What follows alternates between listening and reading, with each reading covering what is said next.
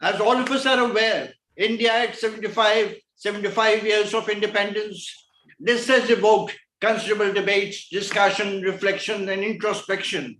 In this national webinar, what we propose to do here is to look at both the big picture and the sectoral issues in some of the basic issues confronting India today, such as health, banking, finance, and education. Now, let me try to place things in a proper historical and comparative perspective. It's sometimes believed that India has acquired its own. It's sometimes believed that India has acquired its own place in the sun only recently. But if you view things in a proper perspective, historical perspective, you would find that between the 1st and the 7th century AD, India was the largest economy of the ancient and the medieval world, controlling between 1/3 and 1/4 of the world's wealth. Now I'm reminded of very powerful words of Mark Twain, who's widely considered to be the father of American literature. Mark Twain wrote, and I quote, "India is the cradle of the human race, the birthplace of human speech, the mother of history, the grandmother of legend, and the great-grandmother of tradition. Our most valuable and most artistic materials in the history of man are treasured in India only." Now, over the years, we have significant achievements to our credit, but this provides an occasion for us to introspect and also, more importantly, to provide a roadmap for the future. If I look briefly at the macroeconomic backdrop, what we find is that the worst is clearly behind us. As all of us are aware, the last 2 years post-coronavirus, they were terribly bad. India was hit by COVID-19, as indeed there were many other, almost all countries across the development spectrum, and COVID-19 was often compared to a Spanish flu of 1919. If you look at the reports of the World Bank, the IMF, OECD, even the Niti Aayog and the Reserve Bank, COVID-19 has sometimes been compared to the global financial crisis of October 2008 and even the Great Depression of 1929. But the data and the information, research which came out clearly substantiated the thesis that this was a crisis of even more terrifying, much more staggering proportions. Thankfully, the worst is behind us, and now India, by all means, is on a high growth traction. However, there are heightened geopolitical dynamics in the wake of the Russia-Ukraine war, the high fuel prices, elevated logistics and interest costs, volatile capital flows, and exchange rate volatility. They scramble for safe haven and attendant correction in asset prices. What are the challenges do we see going ahead? Some of the important challenges relate to enhancing the share of manufacturing in India's GDP in relation to other countries, adequately capitalizing on the inherent labor and skill cost advantages, simplifying complex land and labor laws, providing productive employment to absorb more people out of agriculture in the industry sector.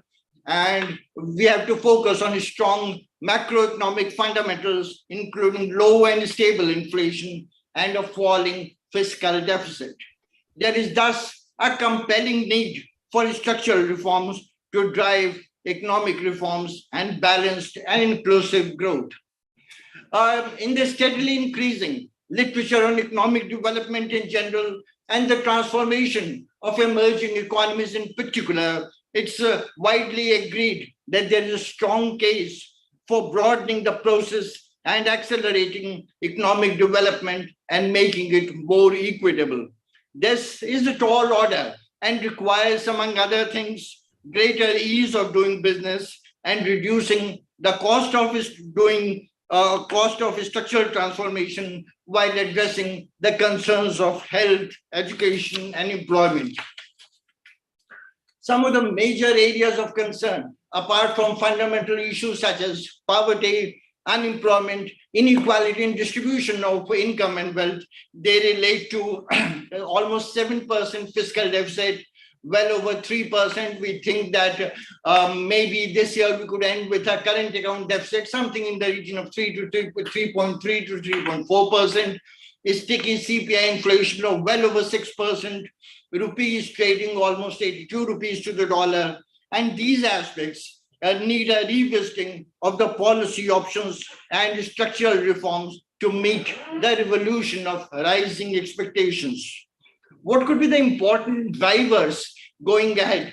Some important drivers could be accelerating GDP growth to a stable rate of something like 8% from the period 2018 to 2023, raising the investment rate from 29% to 36% by FY24, increase exports to 800 billion by greater thrust on competitiveness, pricing, quality, timeliness, and moving up the value chain.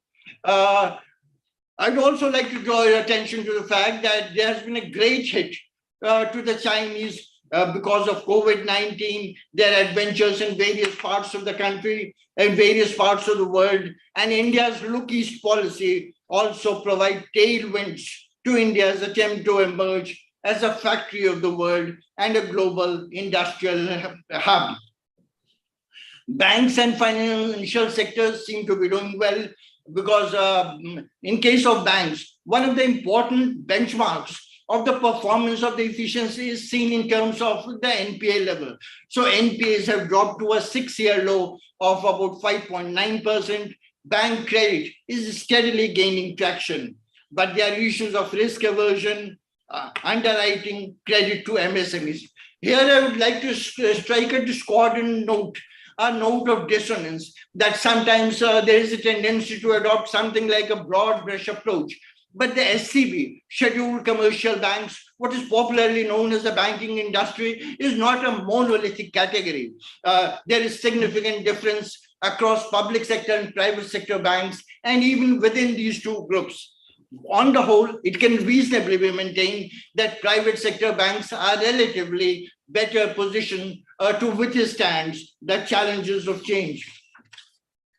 NBFCs also, there have been some major far-reaching changes.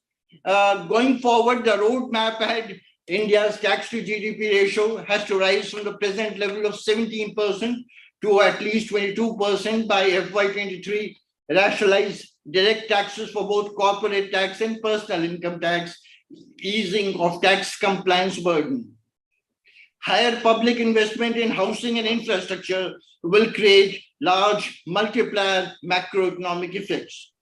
Government should exist strategic public sector enterprises to attract private investment and contribute to the exchequer. Macroeconomic stability should be achieved through prudent fiscal and monetary policies, and lowering government's debt to GDP ratio has to acquire greater attention. Greater efficient financial intermediation could be brought about by an improved risk assessment framework for lending to facilitate easier availability of capital and avoid large NPAs. We must make attempts to ensure that there are alternative sources of credit, such as the bond market, for India's long-term investment needs. Promotion of exports and manufacturing require a renewed trust on the logistics sector.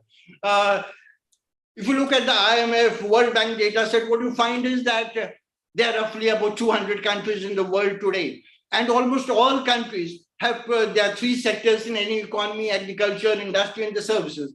The traditional way, the received wisdom has been that we progress from agriculture to industry and finally to the services sector. But in case of India, we seem to have leapfrogged straight away from the agriculture sector to the services sector. Now, obviously, in the last few years, Bharat is scaling up innovations, startup. There's been a focus on manufacturing, but there has to be a much greater impetus. Mrs. Nirmala Sitharaman, our finance minister, has stressed that going forward, the core areas will be all-inclusive development, digital economy, and financial tech, energy transition, climate change. All these could lead to a virtuous cycle, kicking off from private investment with public capital investment.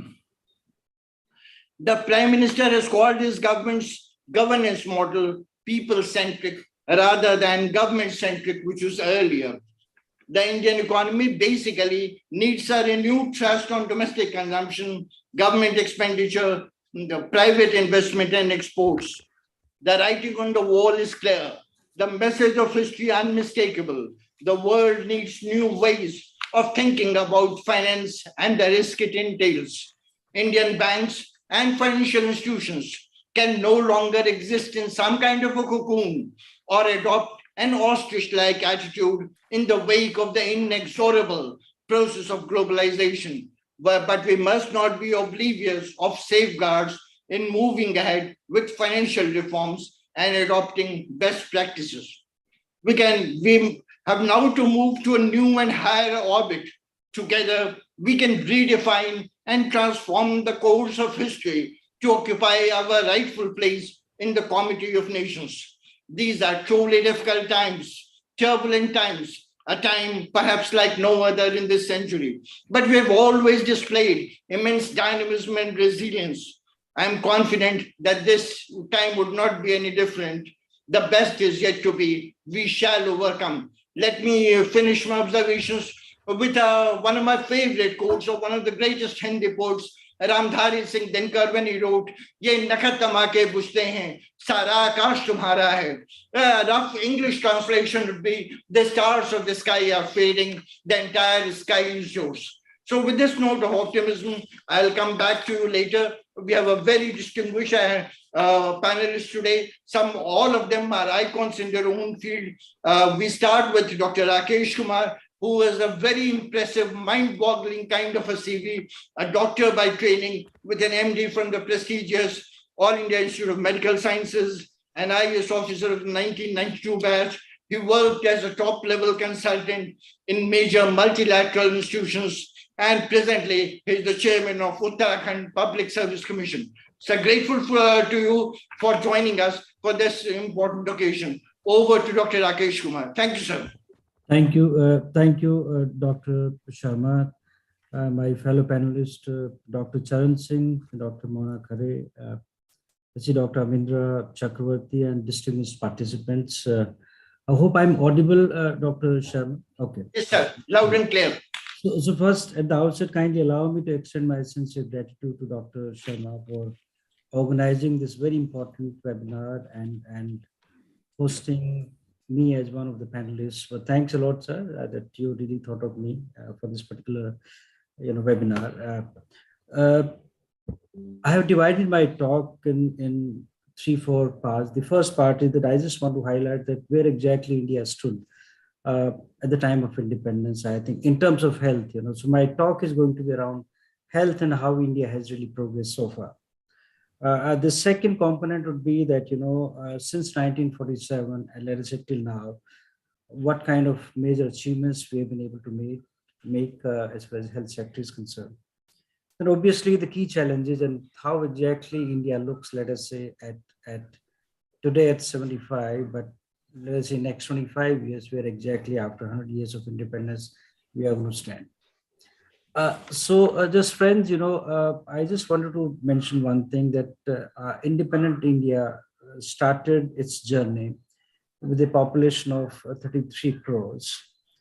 A life expectancy at the birth. I'm just having some data, so that, I'm sure kindly don't get, sort of bogged down with certain data, but I thought it's important for me to highlight about the data. So our life expectancy at the time of independence was 32 years and 33 years. So 33 years for female, 32 years for males. So low. Currently, we are 70, 71. We look at the infant mortality rate, it was again very high, 162 per 1,000 live births, meaning thereby out of 1,000 births, 162 babies used to die up to the age of 1 year. The maternal mortality ratio was very, very high. It used to be 2,000 per 100,000 live births, meaning thereby we used to lose close to 2,000 mothers because of complications due to pregnancy out of 1 lakh pregnancies. If we look at the total number of deaths, most of the children used to die. More than 50% used to be 10 years of age group. The infectious diseases were quite high. So people used to die because of, TB, malaria, leprosy, any infectious disease you talk. I think that was, there.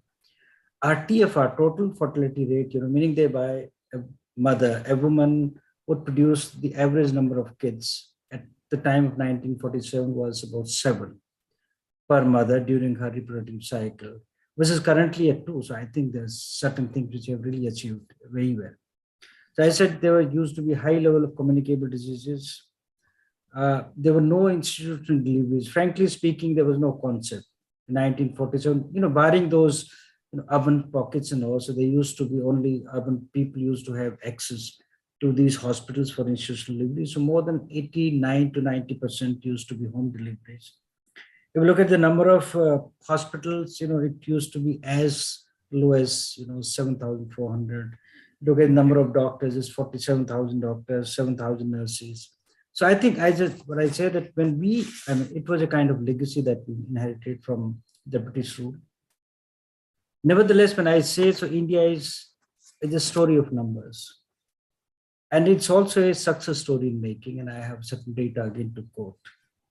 So India, as you know, is the second largest in terms of population. We are next to China, but I don't know what should I say, but next year in 2023, we are going to surpass China also in terms of our total population. Currently, we are at 1.4 billion. Close to that, it's almost double the size of population of Europe. But in terms of land mass, it is quite low. We cover close to 2.4% in terms of land mass, but our total population is close to 17% of the total, global population. If we look at the birth cohort, each year we produce close to 24, 25 million, babies. It's almost one Australia we are producing. But when you look at the mortality, even today, I have certain data again to quote, under 5 mortality, meaning thereby babies, let us say, or children less than 5 age group, the death rate, which I quoted, used to be quite high. Currently, it is at 32 per 1,000 live births, meaning thereby 32 under 5 children are likely to die out of 1,000 population of less than 5 years. But if you look at the numbers, we are losing, my dear friends, we are losing close to 7.5 lakh under 5 kids every year, which amounts to close to 2,000 deaths of under 5 children per day, which is a huge number. And in terms of our contribution to the global burden, it's about 25%. Similarly, look at the maternal mortality. It used to be, I said, 2,000 per 100,000 live births at the time of independence, which has now come down to 103. So 103, if I compare, with 1990 data also, in 1990, our maternal mortality ratio was also very high, of 560 per 1,000 live births. But currently we have progressed like anything, and we have been able to cut it down by more than 85%. So currently our maternal mortality ratio is 103 per 100,000 live births, meaning thereby we are losing 103 mothers per 1 lakh deliveries. And if you look at the absolute number, we are losing close to 25,000 mothers each year.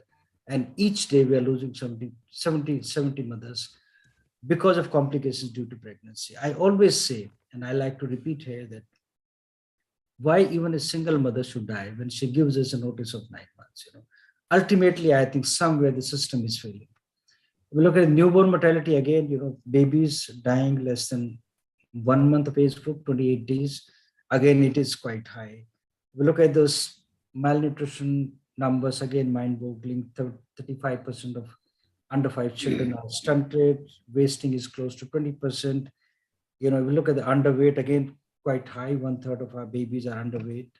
Anemia levels are also quite high, more than 50% in adults and girls, and also in the mothers.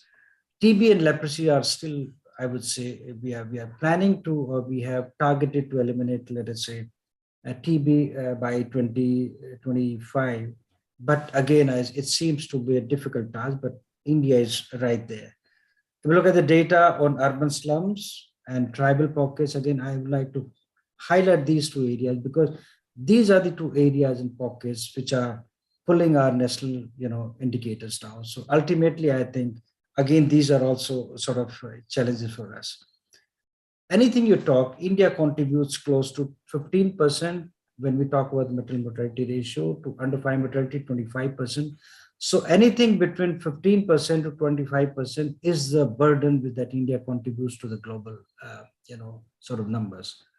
But I always say, again, I like to quote that the world moves when India moves. So I think it's absolutely of paramount importance that if you have to improve the global averages, then India needs to move fast. That's why you'll find that you talk of any agency which is working in the health sector, the WHO, UNICEF, any other, whether World Bank, ADBs, in the health sector, we get the largest, kind of investments when it comes to the health sector. Nonetheless, I think what we have been able to achieve, again, is absolutely stupendous. We eradicated smallpox in 1975. You don't see any cases of smallpox, today. 1975 was the last case detected. We eradicated polio in 2014. We eliminated maternal and newborn tetanus in 2015. Fortunately, I was, at the helm in the Ministry of Health as Joint Secretary when I was leading these programs, and I'm absolutely, I feel really proud of, what India was able to do. So when we talk about, you would recall that 20 years back, 30 years back, you used to have separate wards for newborn tetanus. Tetanus ke alag alag ward hote the. In any district hospital you go, you'll find. But right now there's no tetanus. There had been a drastic reduction in under 5 mortality, maternal mortality. Anything between 65% to 85%. We look at, we brought National Rural Health Mission 2005. Again, a huge achievement, a huge program for the country. We've been able to establish special newborn care units, more than 900 in the country, especially because newborn mortality was quite high. So these are the islands of excellence in any district hospital you go. We have been able to establish close to 24 AIMS in the country. And I recall, because my initial charge in the ministry was to establish the first set of 6 new AIMS, and I was very happy and very proud that we were able to establish those first ones. Those whose foundation stone was laid way back in 2003, but finally, it was in 2011 and 12. We were able to establish the first batch of 6 new AIMS, and then right now we have about 24 AIMS. Our immunization coverage, again, India is a pioneer in immunization services.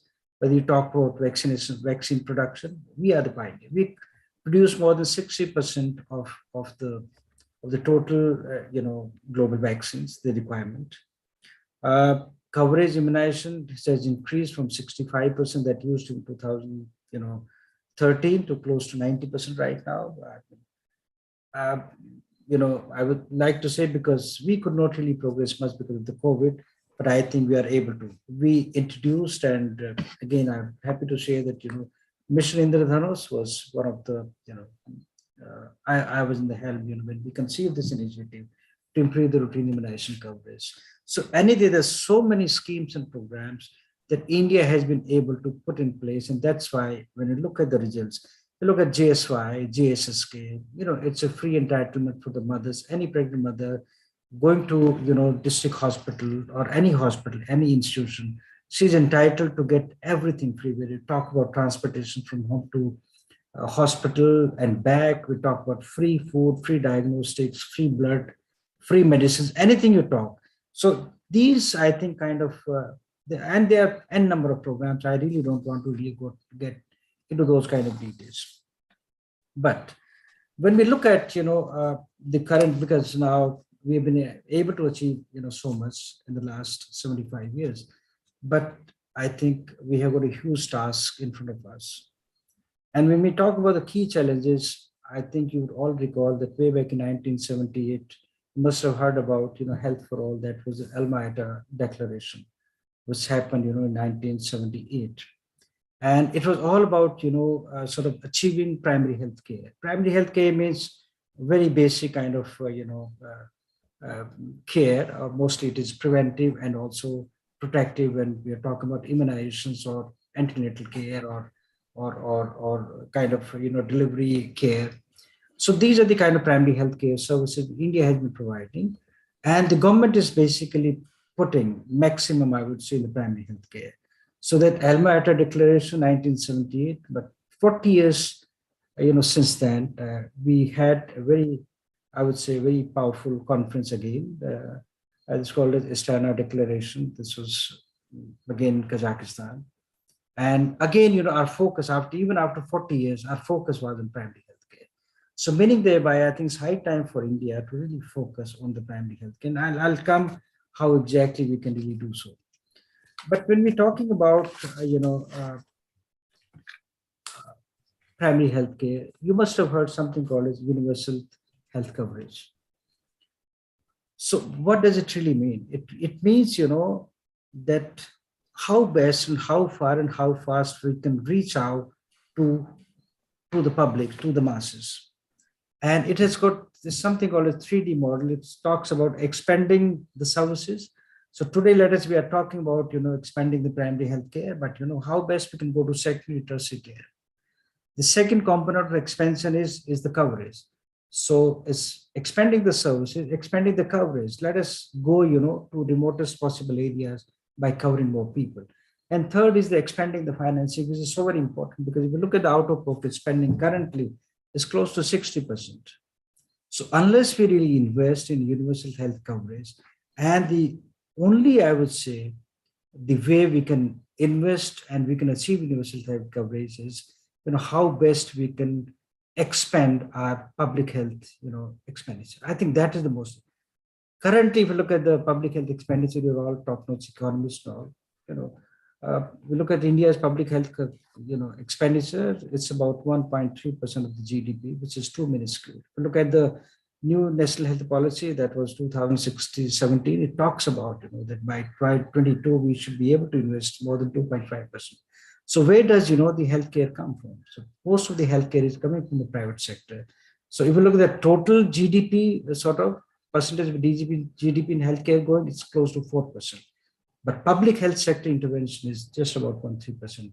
And that's why when we talk about out-of-pocket spending or expenditure, or what we want to say, out-of-pocket spending or financial risk is pretty high. So I think the only thing which we need to do is that we need to invest more, But again, the question comes, it's counter question.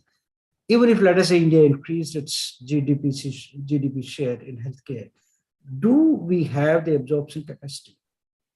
At times, you find that you go to states like UP, Bihar, Madhya Pradesh, Rajasthan, Jharkhand, Chhattisgarh, and in northeastern states, still, they are not able to absorb their budget. So meaning thereby there are some capacity issues, how best we can improve it. So even if, let us say, India increased the, our public health spending, do we have that kind of capacity in the states? The second important thing is, if you look at the infrastructure, I said, infrastructure wise, still, I think we need to improve further. But, right now, if you look at the number of beds, so if you look at the WHO's, kind of standards, then we need to have at least 1 bed per 1,000 population. Currently, we have about 2 beds per 1,000 population.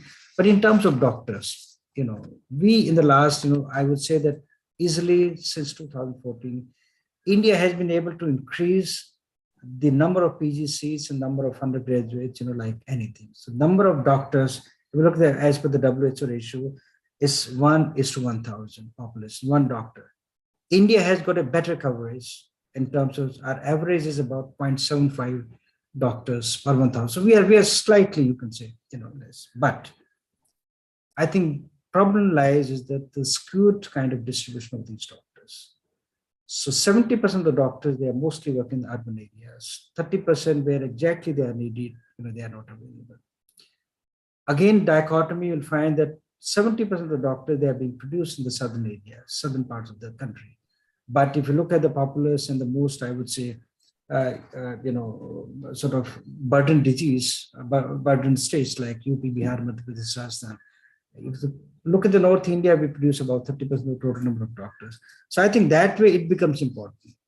When it comes to real challenges, I won't really get into those kind of details, but still we have a challenge of four types of. One is the unfinished agenda. What does it really mean? We are looking at maternal mortality. We are looking at newborn mortality. We are looking at, the reproductive systems and all. So I think that is the unfinished agenda.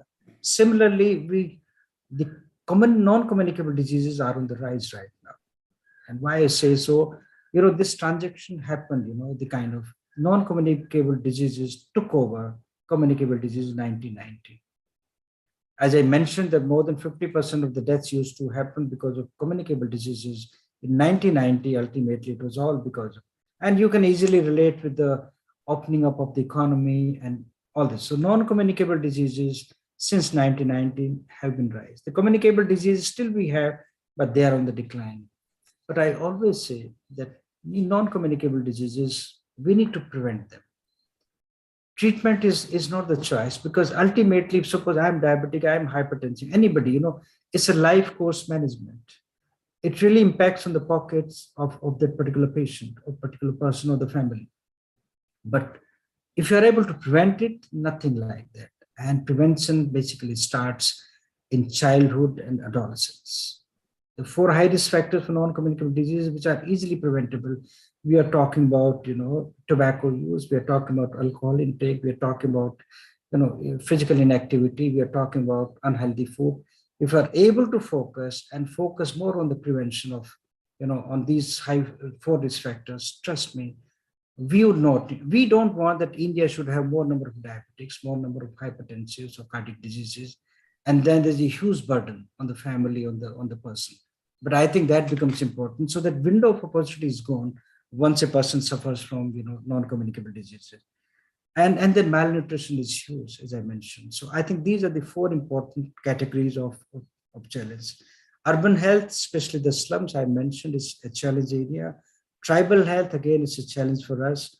But friends, let me also share one thing, I think, for the audience. When we talk about health, more than 50% of health comes from non-health sector interventions, what we call as social determinants of health. Therefore, when you talk about social determinants of health, we are talking about employment, we are talking about gender, we are talking about education, we are talking about nutrition, we are talking about sanitation, water, climate changes. So ultimately, so even if, let us say, India invested maximum and did best as far as health sector intervention is concerned, you will only be able to achieve, let us say, not more than 50%. So I think it's high time that we start working together in a very collaborative manner, so that, all these sectors, they start working. Quality of data is, again, quality of care is an issue. Quality of data is an issue with us. I don't want to really, mention, but data, the kind of data which we have is quite spurious. So whatsoever data we focus right now, we take for let us say, any measurements, is our evaluated data, which is being done by different agencies. But when we look at the administrative data, then absolutely, I think that is, so I think we need to focus on that.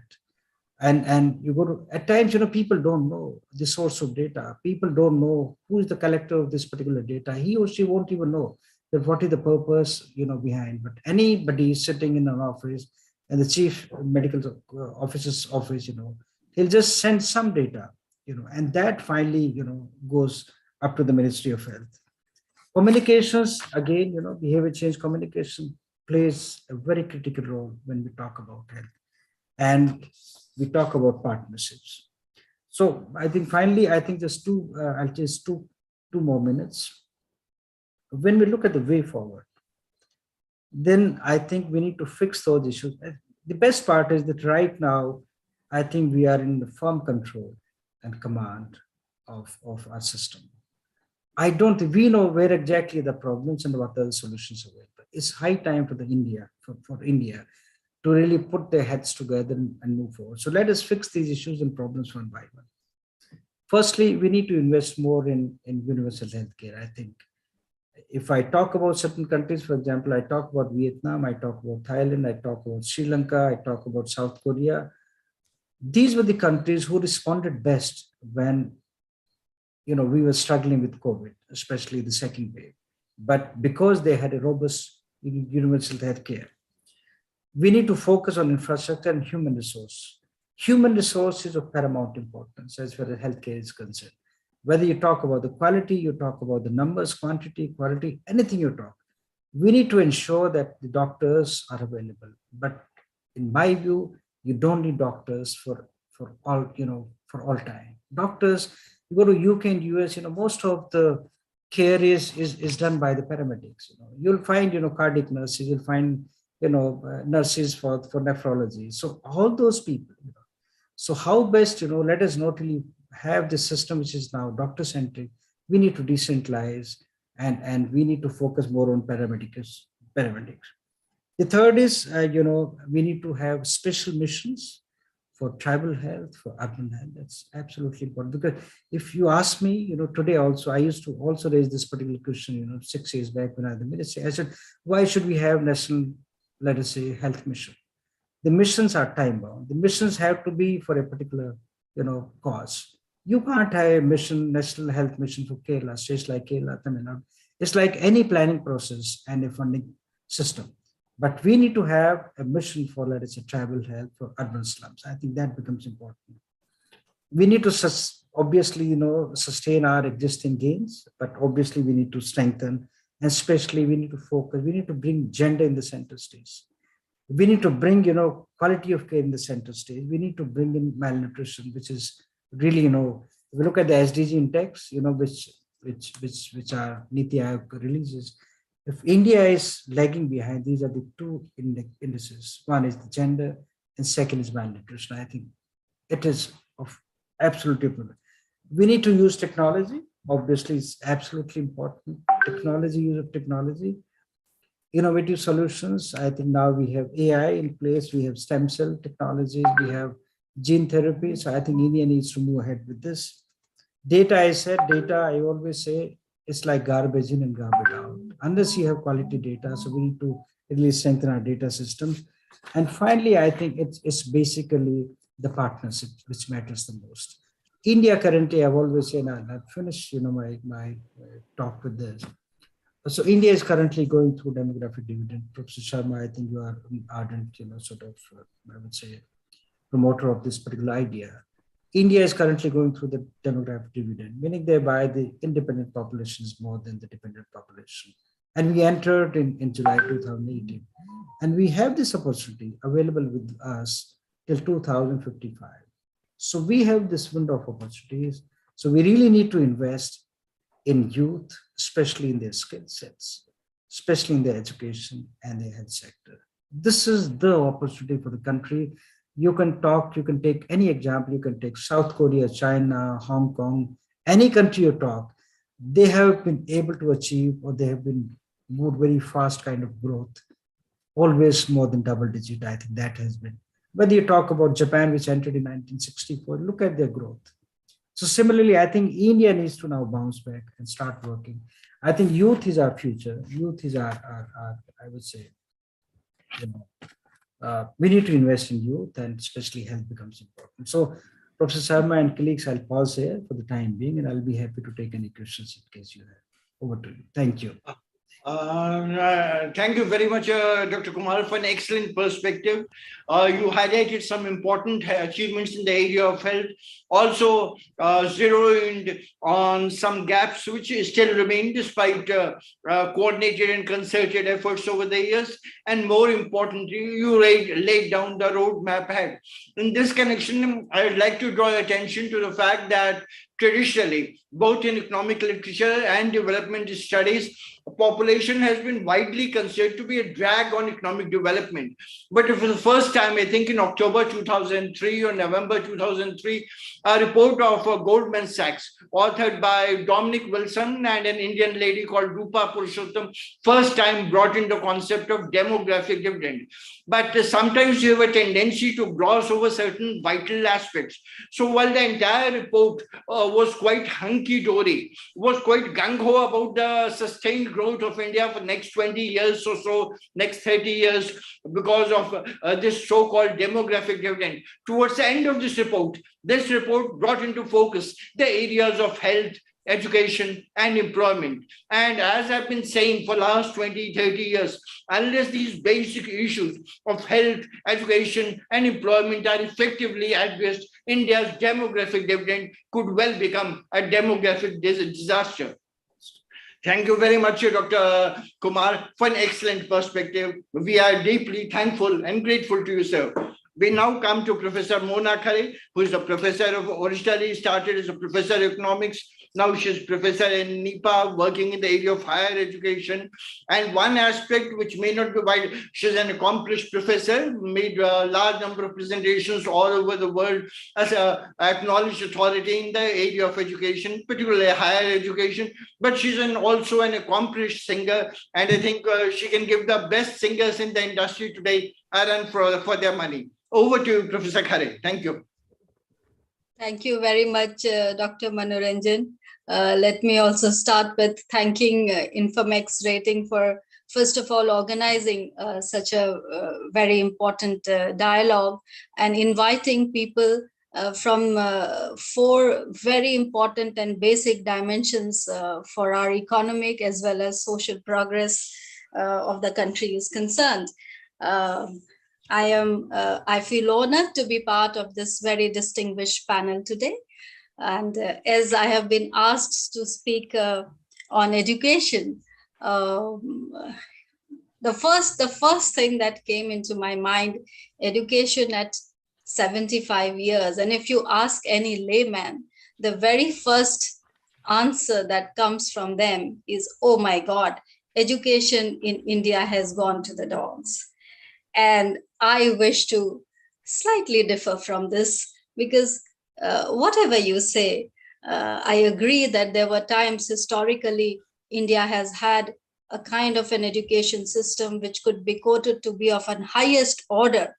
But even post-independence, the kind of progress that we made despite all odds on the eve of independence, I would say that there certainly are some gray spots and also some sticky areas, but not to say so that we haven't made any promising progress in the education sector.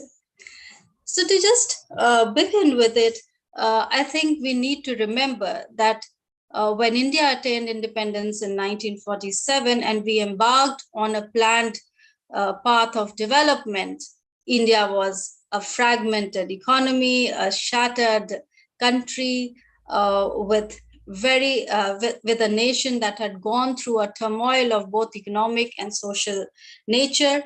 And but even then, education as historically and philosophically had been an important aspect of India.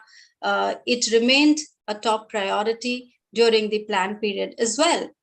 And matching with the Indian philosophy, it was accorded importance right from the very first year of planning, even in the directive principles of the state, when it stated that we need to make education compulsory for children up to 14 years of age. We were talking about something close to right to education, although that was made illegal and binding only in 2010. But then over this entire period, India has also time and again confirmed and reconfirmed its commitment to education by being signatory to a number of normative as well as standard setting instruments which were signed globally by leading economies and also developing economies, be it the EFA, that the Education for All movement, or the Millennium Development Goals, or the very recent ones which was also referred to by Dr. Kumar, the Sustainable Development Goals. And also matching with all these global commitments, there were a large number of policy level and programmatic changes made in the education sector to be able to achieve the targets that were set through these movements. Just to name, just to broadly cover that particular aspect, India, of course, has had a sectoral approach to developing the education sector, but we have moved from a welfare-based approach to a right-based approach now, from our concerns about quantity and access to concerns in quality and learning, from an input-based model to an output and learning-based model, from a state-driven, a largely state-driven and state-owned model to an open model going in line with the philosophy of moving away from protectionism to liberalization in the 1990s. And today we would see that a larger proportion of the education sector is covered and owned by private bodies, both in the higher education level as well as the school education level. Also, I do not hesitate in saying that there has been a movement towards opening up of the education sector to foreign education providers over a period of time. And we have also tried to move after the 42nd Amendment. We have also tried to decentralize the education sector by giving greater power to the lower level governing bodies in the country. So as I said, over a long period of time, India has been trying to match and keep in line with the global trends. So in the initial period, especially after the Jomtien Conference of the 1990, where we intensified our efforts towards universalization of elementary education, although this all began much earlier in the 70s with the DPEP, the launch of the DPEP, or maybe the Operation Blackboard, the Mahila Samakhya, etc., all of which were launched with support from multinational bodies, international organizations, and also foreign aid. But now we are talking towards universalization of secondary education through the launch of the RMSA, and also towards quality improvement and increasing access in higher education through the launch of the Rashtriya, the higher education Abhiyan. Then also from access, as I said, we are moving towards quality control and reducing the disparities that existed, be they the gender disparities, the social disparities, or the regional disparities. So a greater focus towards equity and inclusion, and of course, in line with the SDGs, how to ensure learning needs of all youth and adults of a quality nature. So this is how we are today in the education sector, in the policy formulation. We are moving around 4 E's of achieving expansion, equity, excellence, as well as employment and employability. And if we look at the kind of progress, as I said, India made across all these 4 dimensions, I would not hesitate to say that as far as access or expansion is concerned, we have certainly done a very, very good job by laying a large network of schools and colleges. India, as we would all know, is one of the largest number of student bodies. We started at the eve of independence. There were hardly around 400 schools, and today we have more than 15 lakh schools in the country. Colleges somewhere around little above 500, and today we can take pride in having more than around 45,000 colleges in the countries. From a mere 27 universities, we today can boast of more than 1,000 universities in the country. Also, the literacy rate has grown manyfold from a mere 18% at the time of independence. Today, we are nearing 80% literacy rate. From 8% for female, we are now around 70% for female literacy as well. So if we look at these broad parameters, we can certainly take pride in it. Also, in terms of equity and inclusion, if we look at the gender parity, both at the school level and at the higher education level, India hasn't done a bad job at it. From I think a mere 0.4 girls per boy, we have now the gender ratio is somewhere 1+ at the school level, 1.02 and 0.4 at the secondary level. And even in the higher education sector, for the first time in 2021 rather, we had not an adverse parity for women, but the gender parity index favoring women even in the higher education sector. So certainly all of these are reasons for us to take pride. Also, I would like to say, although many of us have been cribbing about it, and often you must have read and heard the sticky nature of public expenditure on the education sector in India, and that we have not been able to reach the often repeated targeted 6% of the GDP to be spent on education in the country, so on and so forth. But if you go by the figures, something which was a mere 0.7% of GNP in the first 5-year plan came up to almost 3.5% by 2014-15 itself. And in the current budget, it stands somewhere around 4%. However, all said and done, however, these cannot be considered to be something to be very happy about alone, because behind these very broad numbers are some such gray areas which need critical attention and which have been challenging the very essence of true education and knowledge building in our country. Since I started with the 4 E's, so I would also like to look at the challenges in the same frame.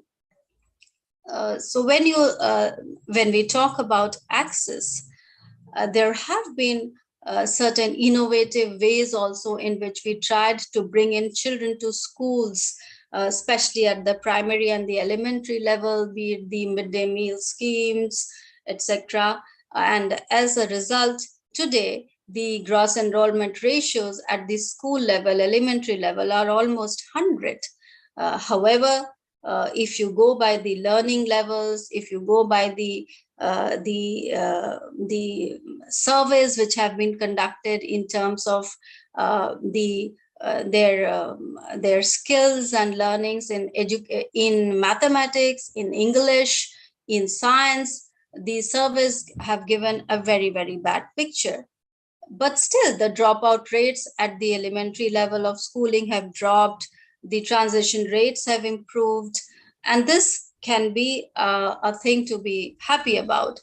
But then again, quality of teachers, teacher absenteeism, all of these are some very pertinent matters which are still plaguing even the elementary level of schooling system in the country.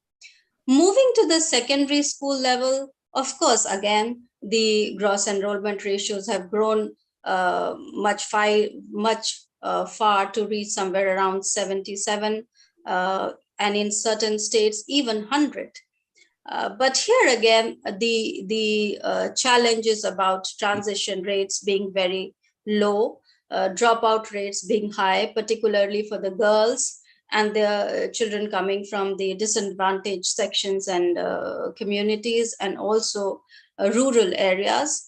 The quality of teachers is also a big concern at the secondary level, particularly the subject teachers, the unavailability of subject-specific teachers, because it is at this level that the children are required to choose their line of study and discipline.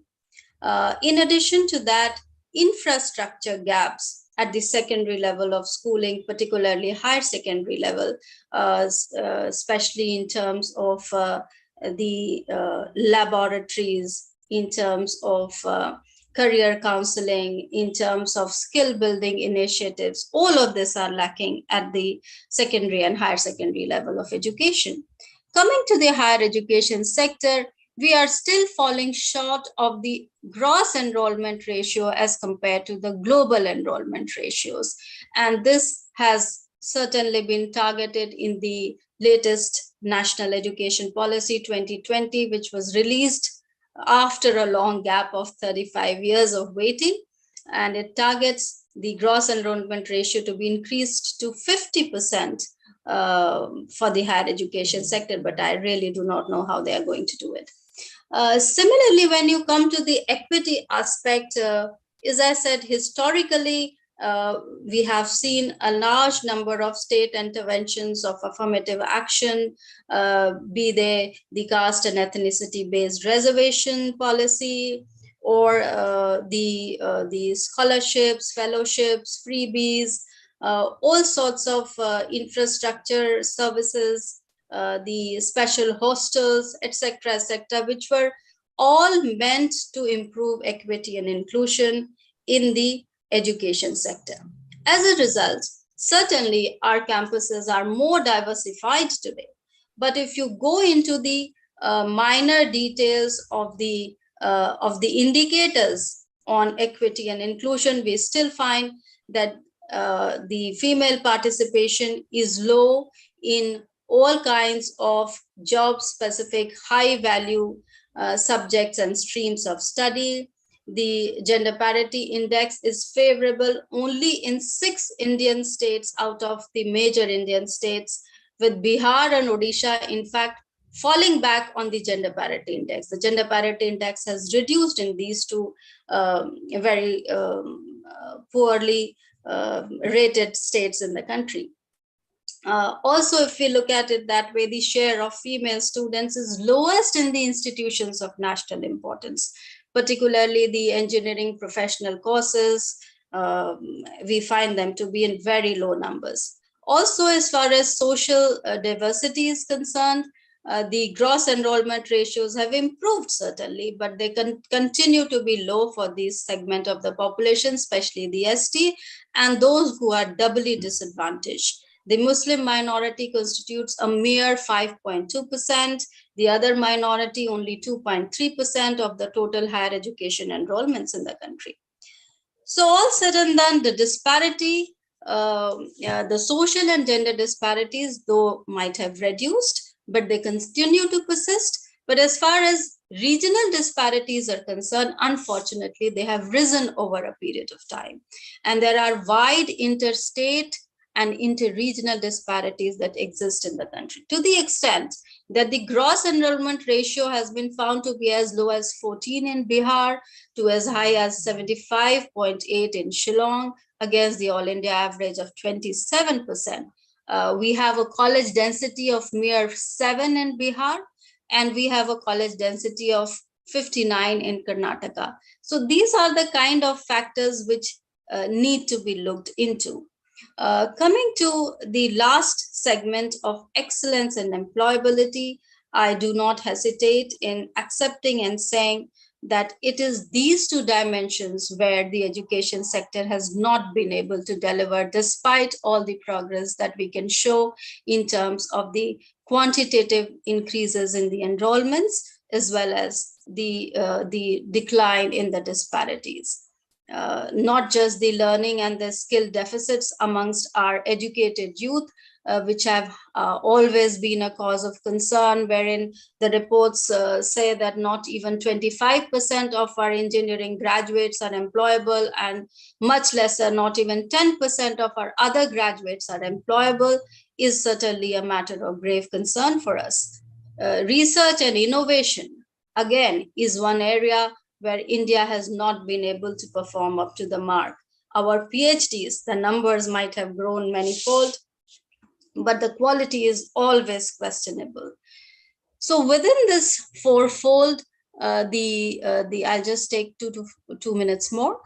Within this framework of excellence and employment, expansion, and equity, the New Education Policy 2020 has realized all the critical dimensions and all the critical challenges that exist. And therefore, amongst its fundamental principles, what has emerged to be very important is that we need to identify and nurture every child's unique capacity and identity. How to promote both academic as well as non-academic aspects of personality development of every learner. The new education policy also focuses on multidisciplinarity and skill-based education. For the first time, the bridge between the two is being asked to be created. Also, the COVID has given us one big lesson as to how we can reach out more to the unreachable areas, and therefore extensive use of technology in the education sector. E-learning is again the mantra that is being proposed to be used. Respect for diversity and local context is yet another important aspect which emerges in the new education policy. Not only the policy has asked for overhauling the entire structure of the education sector, but for the first time, we are talking about institutionalizing the ECCE, the Early Childhood Care and Education, bringing it into the fold of formal education.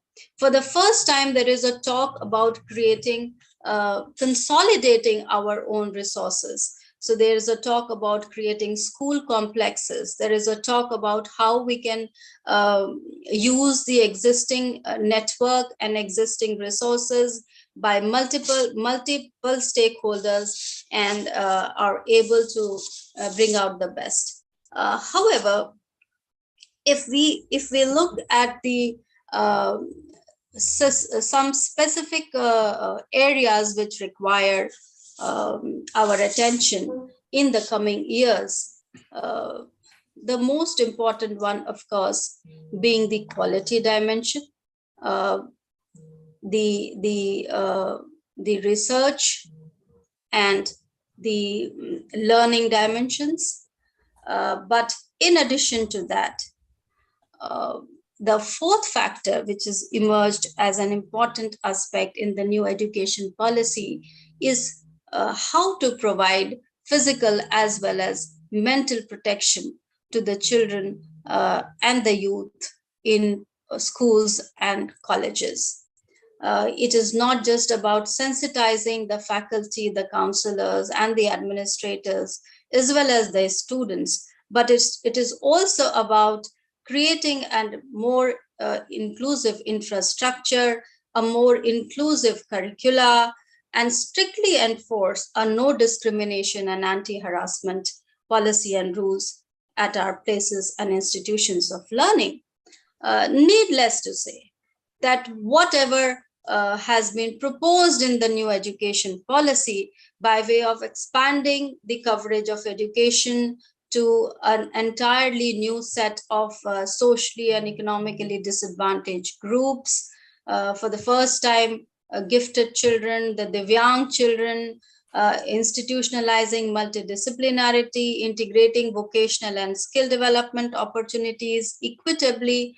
All of this, access to teaching and learning material, both and otherwise, translation, because we are also talking about teaching the children in their mother tongues, and also developing a lot of regional literature in regional languages, what I mean to say. So therefore, it is needless to say that we certainly require a lot of investment to go in the education sector. And by far, we have been not been able to achieve the 6% itself. So the 3-point formula, which I think we need to adopt, is to focus more on the vulnerable groups, the vulnerable regions, by way of the aspirational districts and the special education zones which have been identified by the government, and also towards more vulnerable facilities and activities.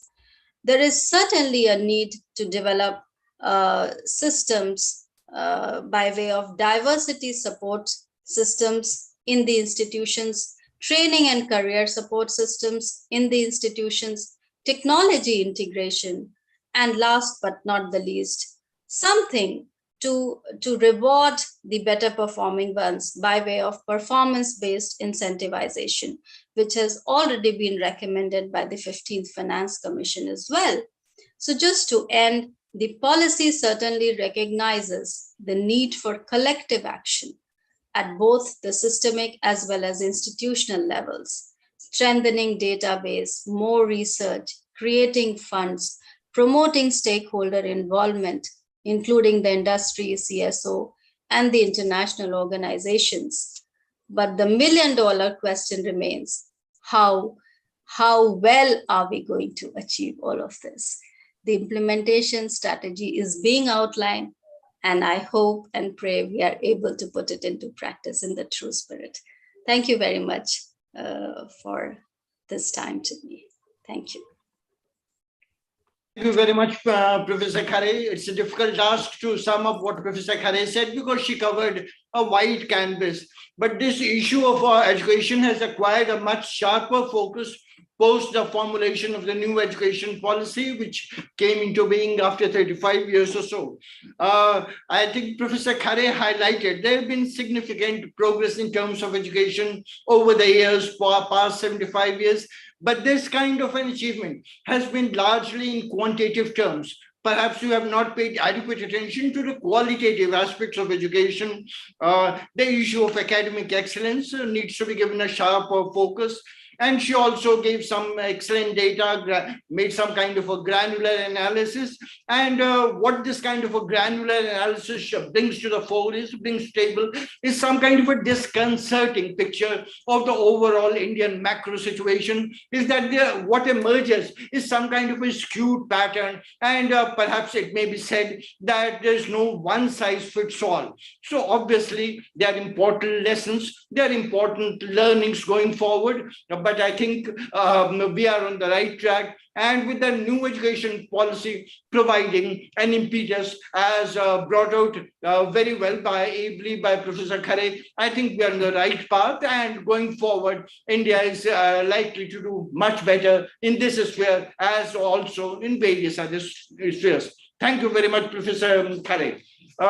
We now come to the banking sector. We have a very eminent speaker, a personal friend, Dr. Charan Singh, who has been a good friend for the last 25 years. Dr. Singh was a director in the Reserve Bank of India, Economics Department in Mumbai, also worked in the IMF. He was a professor at IIM Bangalore, chairman of Punjab and Sindh Bank for a few years, and now he is the chief executive officer of EGROW Foundation. He has covered a very wide and diversified area, not just in the banking sector in particular, but also in the broader Indian economy. It's always a pleasure to interact and to listen to Professor Singh. Welcome, Dr. Singh. The floor is all yours. Thank you.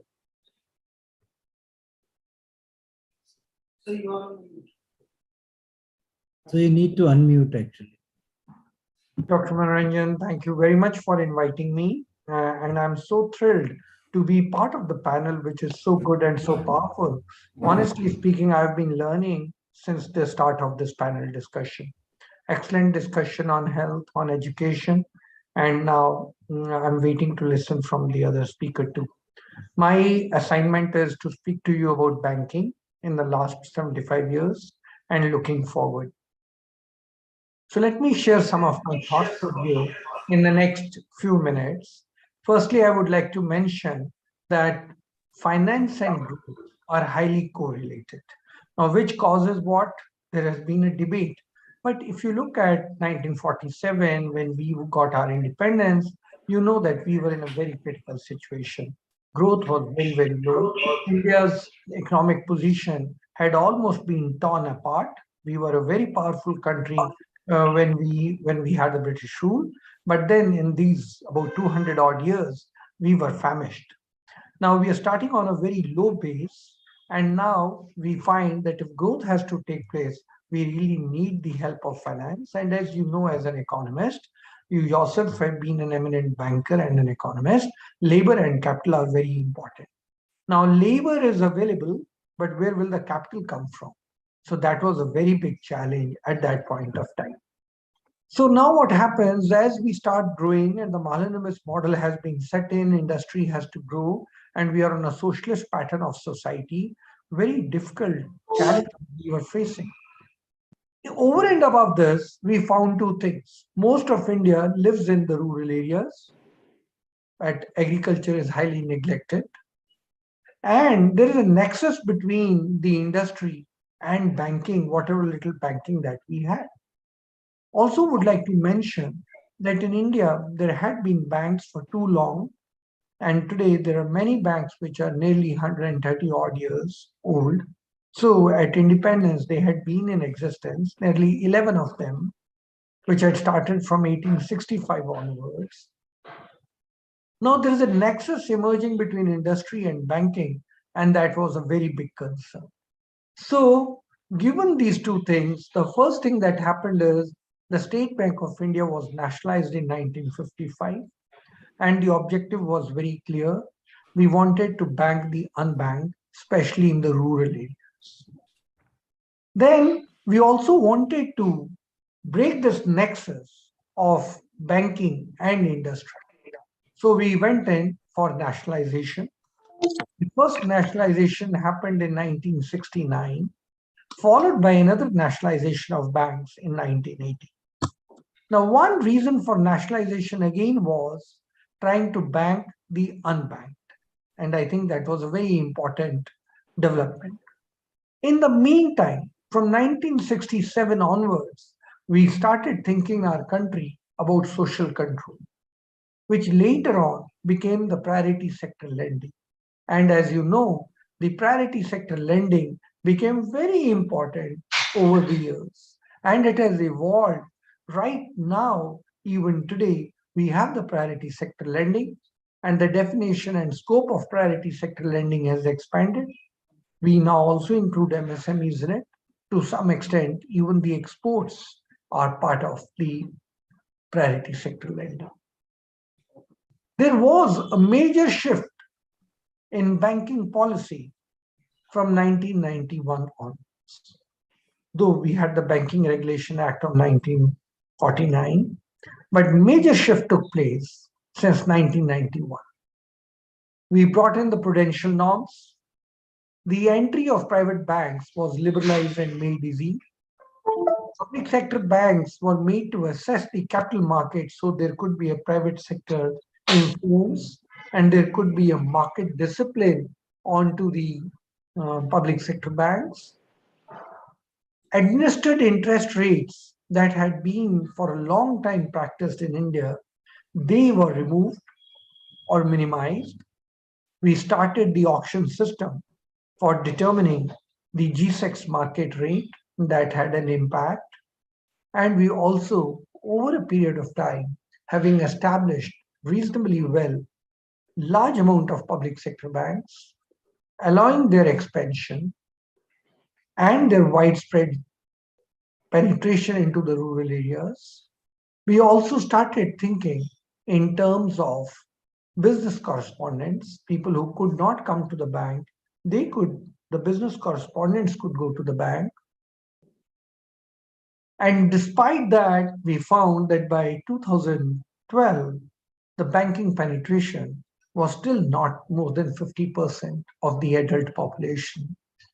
So by 2014, we started the Jan Dhan Yojana, where though there was business correspondence, but financial inclusion was extended on a mission mode. And we did extremely well on the Jan Dhan Yojana. And that Jan Dhan Yojana later on be catapulted and became a great success, wherein we brought in the Aadhaar system and the mobile system, the JAM Trinity as it got called. The JAM Trinity did a wonderful job for us in the COVID times, where we could reach out to many people and extend them the financial support that was required during the COVID time. We also did small banks and we also did payment banks. In the meantime, the Reserve Bank of India also extended its regulatory arm, not totally, but partially, to non-banking finance companies, especially after 2008. And we also started looking at the cooperative banks, which are generally under the state government or the central government, and the RBI brought it under its umbrella and started looking at the cooperative banks. So in a way, the Reserve Bank of India in these last couple of years tried to spread the umbrella around the banking sector rather extensively. I must share this with you. While we were also with the Basel Committee reforms and playing an active role in the Basel reforms, our regulation was far more modest but very prudent as we had started the prudential norms in the RBI. In 2009, happy to share with you that Fed Reserve had invited teams from the Reserve Bank of India to tell them how do they manage such effective regulation, and must take you back a few years when RBI used to be exercising good regulation and supervision over the banks.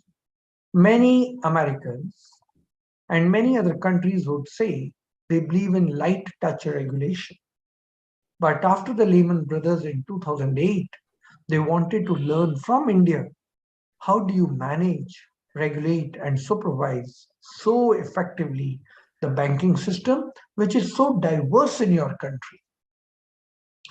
Now, I must bring you some of the issues that are very, very important. Now, as you know, there's a debate going on, public versus private. As you know, that the private sector banks had been brought under the Nationalized Act first in 1955, and then consolidation of all the state banks. And then in 1969 and 1980, nationalization took place. The government of India had to repeatedly provide capital to these banks, especially under Basel norms. So the debate started that should we privatize some of these banks? As you know, we haven't done it so far, but consolidation of many banks did take place in the last 5 years. And by virtue of that, we have now some very large banks in our country, not only State Bank of India, but we have Bank of Baroda, we have Punjab National Bank, highly consolidated banks. There was a debate, do we need large banks or small banks? And then there was an understanding, and that had been also indicated by the Narsimham Committee reports in 90s, both the reports, that it's good to have large banks which can compete with the very best banks in the world. As you know, over a period of time, we did have industrial development banks which invested heavily in infrastructure, but then those were done away, both IDBI and ICICI, and commercial banks were given the task, and our major banks like Bank of Baroda, State Bank of India, Punjab National Bank were the lead banks in infrastructure. The thought came back that the stressed assets are rising, and stressed assets are rising basically on these sectors. So should we again go for a development institution and relieve the commercial banks of the burden of investing in infrastructure? And that is a major development that has taken place. I would now start concluding and looking at going forward. As you know, the country is talking about the $5 trillion economy. And I believe in having a $5 trillion economy, it's extremely important to have a very supportive banking system. So therefore, I have been recommending that we need a roadmap of different financial institutions fitting in the big jigsaw puzzle. What will be the role of the large commercial banks, small and regional commercial banks, of cooperative banks, or non-banking finance companies, of microfinance institutions, all these, and even the self-help groups, in ensuring that we all head for a $5 trillion economy. Should we privatize? My own feeling is in the next 25 years, we will certainly not have these many public sector banks. We will privatize some of the banks. We may retain State Bank of India or one or two more banks, so that when the government has to intervene, as the country is still not as advanced as advanced economies, the country is still an emerging country, government intervention may become essential. So therefore, we may need a few public sector banks, but largely, I think we need more banks in the private sector. We have to be cautious, and I think the government would be that we should not do over financialization. As you know, over financialization can also be detrimental for growth. One more thing, the last thing I would like to mention, we need to revisit if post offices should continue with banking or banking activities should now exclusively be in the domain of the banking sector. With this, let me thank you once again for giving me this opportunity to share my thoughts on your platform. Thank you very much. Thank you very much, Professor Singh, for an excellent perspective on banking. As usual, Professor Singh is a very powerful and eloquent speaker, and always a pleasure and a privilege to listen to Professor Charan Singh. Now we come to Professor Ahindra Chakraborty, who is a very senior professor of finance in one of the leading B schools in the country, Great Lakes Institute. And what makes Professor Chakraborty different from other professors is he represents the point of convergence between academics and the industry. Over to Professor Chakraborty. Thank you, sir. Respected Rakesh Kumar ji, Dr. Singh, and Dr. Khare. I was actually listening to you. I forgot that I am also a speaker here. The way you have spoken and the information you have shared, the learning we got in the health sector, in the education sector, and Dr. Singh's the chronology of the banking evolution in this country. My topic will be extending a bit from Dr. Singh's speech.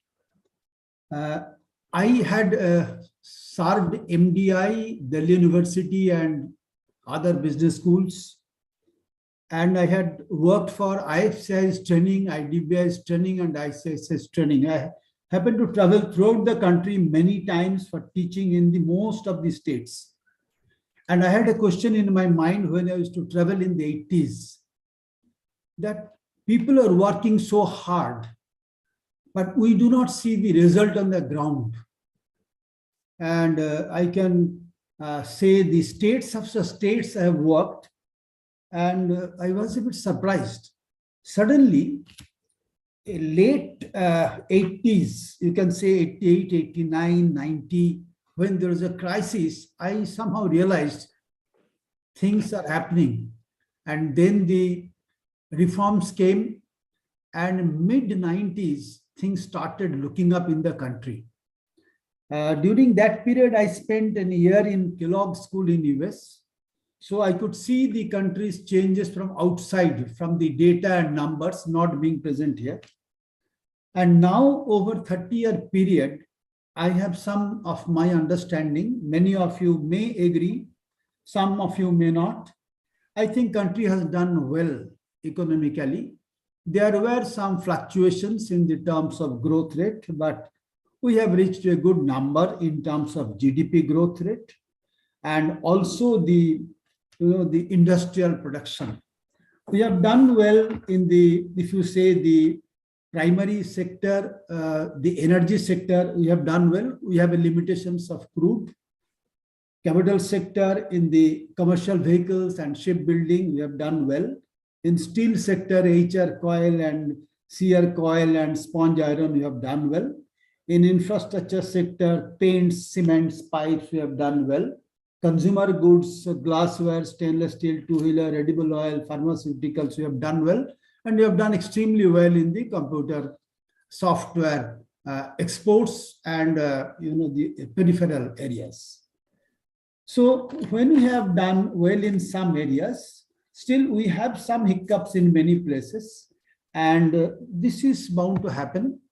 The way I see it, our population is no less, and resources are limited, and we had a different planning for the first 40 years of our, you can say, virtually nearly 50 years of our independence. And then a different type of planning has come. The important concern as of now is that we have grown in terms of GDP, but we have a concern on the employment sector. So employment has to go up. And from that, we now move to the finance sector. I happen to work for the banks as a consultant, as a trainer, as a researcher in this country. And I have seen them, working them very closely. Brilliant people, but processes are not brilliant in this country. our project evaluation was not very strong that way. It was all legacy-based evaluation.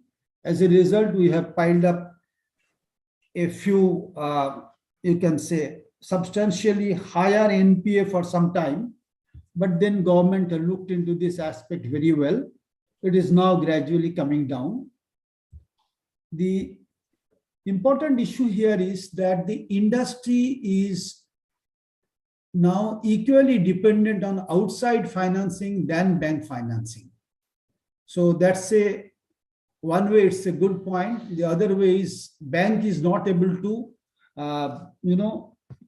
provide, or industry is not able to take the robust system of banks into their financing. Now, Dr. Singh just now mentioned the banking, the unbanked. Very recently, I published a paper on the JAM Trinity, banking the unbanked, which has been published in the International Journal of Development and Conflict. And it's a tremendous, India has done a large project capturing a large number of people and bringing them into the banking fold. And the finance, it's a very big breakthrough in finance. And as Dr. Singh has mentioned, that during the COVID, the direct benefit transfer, as well as the food and ration, all the support, it has been a unique job has been done. Coming to the corporate finance issue, companies are doing well. Nifty companies are doing well. Profit is under pressure. Last 2 years for many companies not doing well. Automobile sector is under pressure from 2019. Whether it's a Maruti, whether it's a Hero Honda, whether it's a Tata Motors, whether it's a Mahindra, there is a pressure on the volume. And you have seen the latest news that Toyota and Suzuki entered into a collaboration. So they both of them have their problem in their parent country. So that India is a big market. So both are collaborating and doing this job. Now, Dr. Singh has mentioned a word, financialization. Now, this financial dimension of the business of the world has caused a bit of anxiety. What is financialization? The financialization, I'm not talking the capitalization of the banks. Financialization is the financial institutions, financial instruments, and financial elites have started making their presence felt into the economy and into the society. Please look at the term I am giving. Financial institutions, financial instruments, and financial elites have more say now on the economy and in the society. Some researchers in US are talking about that their increasing presence in the society is creating a different culture altogether. What are the features of the financialization? Very surprising, which also you see in India a bit. Real investment is slowing down, but process of financialization is going up. You see that our GDP growth is last 5-6 years on a constant prices is on a slightly lower side. On a current prices, it is high. But our stock market is not falling. It's rising, going on. So real investment, real growth may not take place, but the financial market may go up. If you look at the Warren Buffett indicator, market capitalization to GDP ratio, as of now, it is hovering around 92 or so. Now, slightly overvalued. If you look at the P ratio of the Nifty, It is also hovering around 20 plus, which is slightly overvalued. So financialization will be an issue in the coming days. And here, gradually deregulation will take place. It has taken place in other countries. It is likely to take place here also. And there is a possibility of date-driven economy and a date-driven company. That is, companies and economy will borrow more. In financial language, we say leveraging. The leveraging may take place in a bigger way. Banking industry they have a leverage because they have a capital adequacy norm, they manage. But corporates, if they do highly leveraging, then there is a risk remains. And financialization has a tendency to promote leverage. And state may like to accept that. But what will happen to the customer? Customer may face a problem. They may get in a financial system less of interest for their deposits. But customer, if they borrow money, they have to pay more interest for the borrowing. And that possibility exists. There is likely to be more CEOs coming from finance background, which may create pressure on short-term results and short-term performance. So every quarter EPS must grow, my PE must grow. So that pressure may be into the system. Long-term investment, long-term results, the companies may not be able to focus. Consumers may be given easier credit terms. Easier credit terms mean easier processes, but cost-wise it will be higher. And this may cause problem, and institutional investors may put money for a short term, maybe for a speculative gain. So these are possibilities which the country has to avoid. So what we have to do, what we should do to look at our future so that we do well and we take guard against that. First is because of the geopolitical economy, the way things are happening in Southeast Asian portion of the Indian Ocean, India is likely to have a better defense production, and defense production will add to more GDP. Banking sector in any case has to look for better opportunity in the coming years for the growth story to make it happen. India needs a debt market. What is happening now, equity is raised from the market, and equity in any case is a costly. And if we have to concentrate more on our infrastructure sector, which is a long gestation period and long return basis, because any road project, any power project, any pipeline project, any port project, investment is for around 15 to 20 years. So equity financing is not possible. We need some cheap financing. Indian debt market needed to be strengthened. Government has formed a few committees, recommendations have come. Dr. R.H. Patil committee's report came, Deepak Parikh committee report came. It has to be strengthened, and government will have to look at into this aspect. And then we have to also look at infrastructure sector in a big way. Our discussions today start with the social infrastructure, health, and education, but other physical infrastructure, if we cannot do it, then we will not be able to exploit the outcome of Atmanirbhar Bharat into the export market. We need to build up that.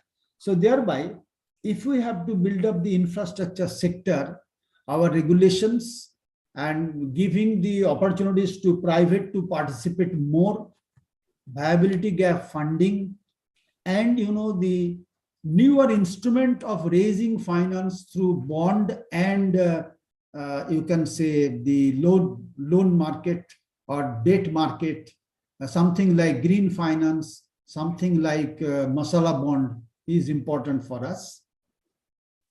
Related to this, one emerging thing is coming is ESG, environment, sustainability and governance. So we need to look at the governance of the companies. In the year 21 and 22, 2-3 bad things has happened with some of the corporates, where very clearly it was shown that governance it slipped from the norms of the governance. So we need to look at that dimension very seriously. Though we have many governance committees, recommendations come, the latest one was Kotak Mahindra committee. A government has also now trying to diversify boards and bring a women director in the board and a professional accountant in the board. But governance has to be very transparent. That is needed to draw more funds into this sector of the country, industry sector. And I have studied many companies' balance sheets. I find the large companies have a surplus fund parked into the financial investment than into the creation of assets for production operation. There can be two possible reasons. One is adequate or lucrative project is not available, funds have been parked there. Alternatively, the promoters want to remain in the comfort zone and they may not be interested to take risk. If you are remaining in comfort zone and getting the good performance, that's fine. So risk is not encouraged, it seems. Indian promoters are taking lesser risk. Established promoters, not the startups, they are in any case taking the risk. So my suggestion will be here that Indian established houses should invest, expand, diversify, acquire. There are crores and crores of rupees lying in the market, in the mutual fund by the largest company in this country. Just scan the balance sheet, you will get an idea here.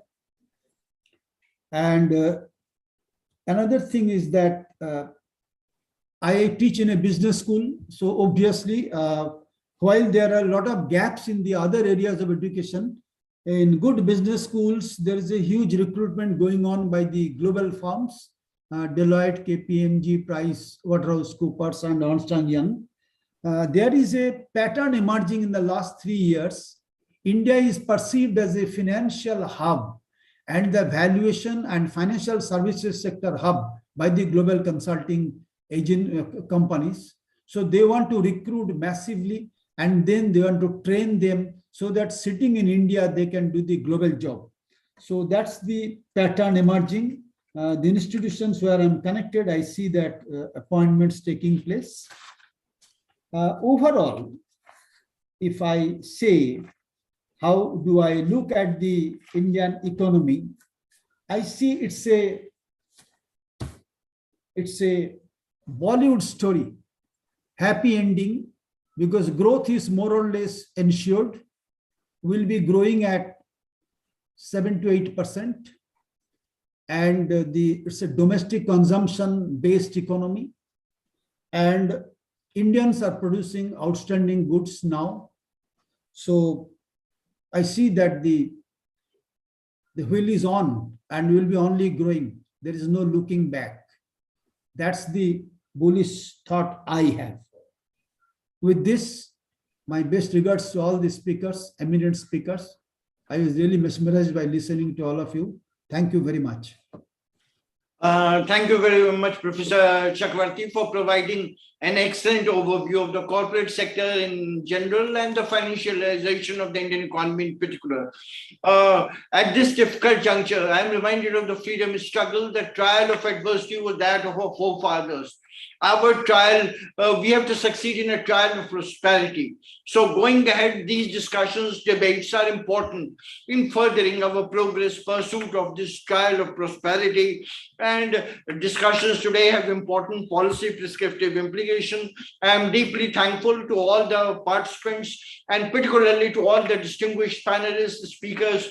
We are personally obliged that despite their very busy and hectic schedule, they could spare some time to us. Hopefully, we'll try to make it a regular feature. And I would once again request, depending on their convenience, maybe to come and participate with us and carry forward this discussion in a more meaningful and effective way. Thank you once again for being with us here today. Thank you all. Thank you very much. Thank you, Dr. Sharma, for inviting me to such an august gathering. Thank you very much. Thank you, sir.